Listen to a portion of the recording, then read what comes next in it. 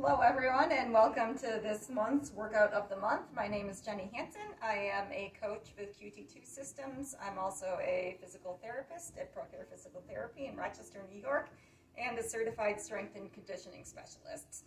So today we are going to be going through a workout that is going to be focused on recruiting and strengthening our glutes, our two main glutes, our glute maximus and our glute medius. And these muscles are important in triathlon because they really help to stabilize the pelvis when we run and produce power. And weakness in these muscles is often associated with a lot of injuries, such as especially at the knee.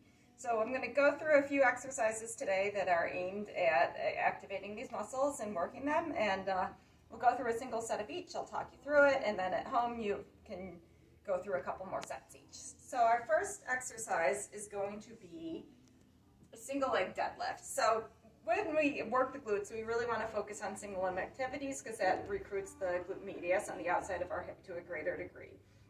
So for our single leg deadlift, we're going to use a kettlebell or a weight on the opposite side of the leg you're standing on. Bend the side you're standing on to about a 15 to 20 degree angle. You want to keep your back nice and straight and then just hinge forward at the hips, lowering the weight towards the ground and coming back up. So we're going to want to do 8 of these on each side. You want to use a weight that's heavy enough to get good load. And try not to let the knee wobble too much.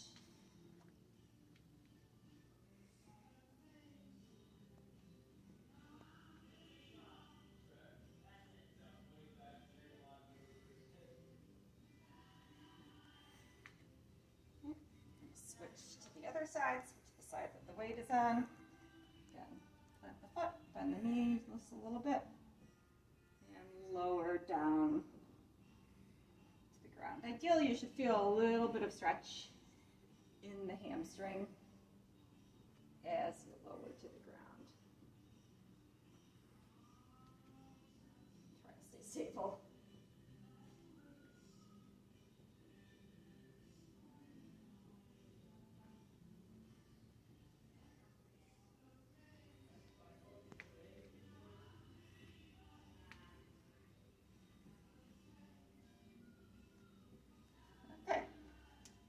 So for our next exercise, we're going to do a rear foot elevated split squat. So at home you probably won't have one of these, but you can put your foot up back on a chair or something of that nature. So you're going to bring one foot back onto the elevated surface, other foot forward, and again hold the weight opposite to the side that's forward here to try to recruit the outside of the hip a little bit more. Just going to squat down, keeping the trunk upright, come back up. So again, you want to use a weight that's challenging enough after about 8 to 10 repetitions. And some keys here are that you want to have the front foot far enough forward so that when you squat down, the knee doesn't come further forward than the toes. And you want to keep the knee pointing forward, so you don't want to let it collapse in there. One set one side. Switch up, go to the other side. Same principles apply. Trunk upright, knee forward. Again, another key here is you should feel a little bit of a pull in through the back quad and the back hip flexor. Try to open those up a bit as well.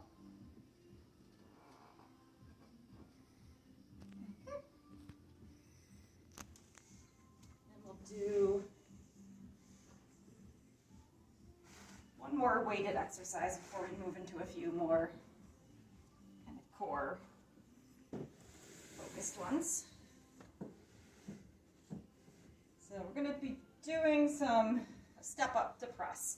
So again, you're going to want the step. If you don't have an exercise step, you can just use one in your house. Weight on the opposite side of the foot you're going to be stepping up with. Going to step up. Try to hold the balance, press the weight overhead, come back down. So up, overhead, back down. And you want to do about 10 to 12 repetitions each side here. Just do a few couple more for getting it. Again, same concepts apply too, is not letting the knee collapse in.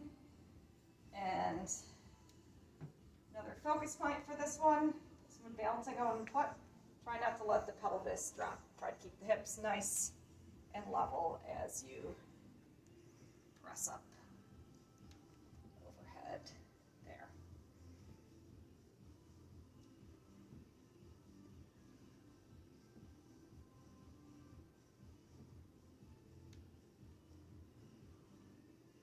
All right, so those are our more heavier dynamic exercises. You'll want to start with that and then move more towards the more stability focused ones. So next exercise, you're going to want to grab a small loop band or a band that you can tie around your knees. Going to bring the band up around the knees. This is sort of like a standing clamshell. What you're going to do is stand on one foot, bend the knees slightly, and then with the opposite side, push the leg kind of diagonally backwards. So you should feel it in that glute. You'll also feel it in the leg that's supporting. This is working kind of both sides equally. This one, depending on the strength of your band, you want to do about 2 to 3 sets of 15 each side. One side, switch up the other. You should have just a little slight forward lean in the trunk, but not too far. A little bend in the knee, and try not to, again, let the knee collapse in. There.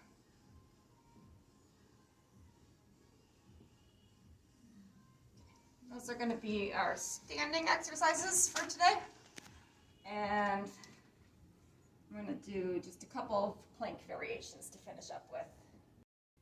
And finally, for our plank variations, we're going to do some variations of front and side planks to really focus on getting our glutes and core stability. For our side planks, we're going to come up into a side plank position, trying to keep nice and level, try not to let the hips drop or rise.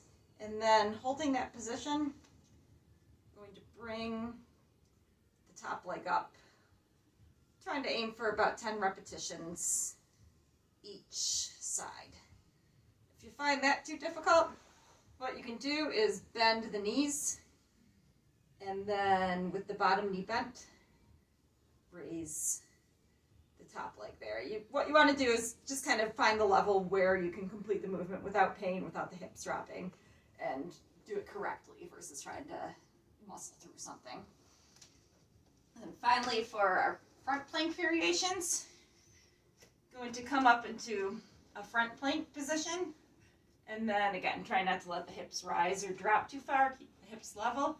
Going to kind of come into like a Spider-Man crawl, bringing the knee up towards the armpit here. Again, same thing, want to aim for about 10 repetitions each side. Then when you're set with that, switch back to the side planks, 10 each side there, run through that 3 times. And that is that will wrap up the glute strength program here. Thank you for tuning in.